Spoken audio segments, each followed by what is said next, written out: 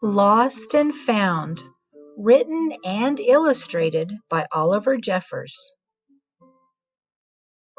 Once there was a boy who found a penguin at his door. The penguin looked sad, and the boy thought it must be lost. The boy didn't know where it had come from, but it began to follow him everywhere.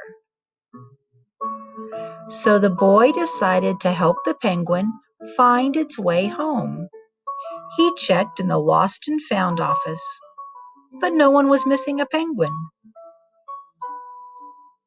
He asked some birds if they knew where the penguin had come from, but they ignored him. Some birds are like that. The boy asked his duck, but the duck floated away. He didn't know either. That night, the boy couldn't sleep for disappointment. He wanted to help the penguin, but he wasn't sure how. The next morning, he discovered that penguins come from the South Pole, but how could he get there? He ran down to the harbor and asked a big ship to take them to the South Pole. But his voice was much too small to be heard over the ship's horn. Together, the boy decided he and the penguin would row to the South Pole. So the boy took his rowboat out and tested it for size and strength. He told stories to the penguin to help pass the time. Then they packed everything they would need and pushed the rowboat out to sea. They rowed south for many days and many nights. There was lots of time for stories, and the penguin listened to every one, so the boy would always tell another. They floated through good weather and bad. When the waves were as big as mountains,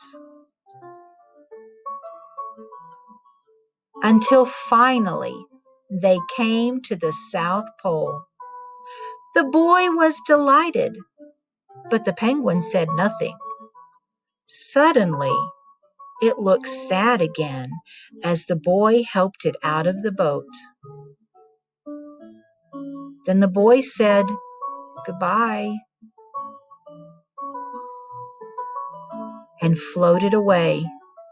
When he looked back, the penguin was still there, but it looked sadder than ever.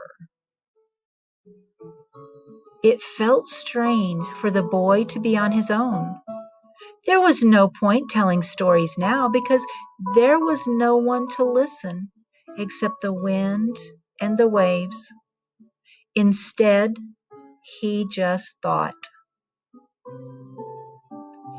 And the more he thought, the more he realized he had made a big mistake. The penguin hadn't been lost. It had just been lonely. Quickly, he turned the boat around and rowed back to the South Pole as fast as he could. At last, he reached the pole again.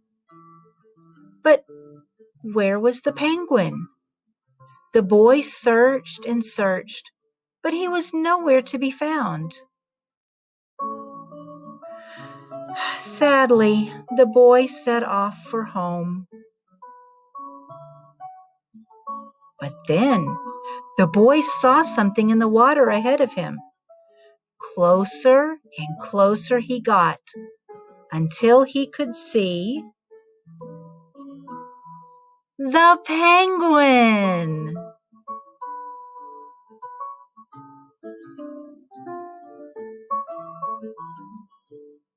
And And so the boy and his friend went home together, talking of wonderful things all the way.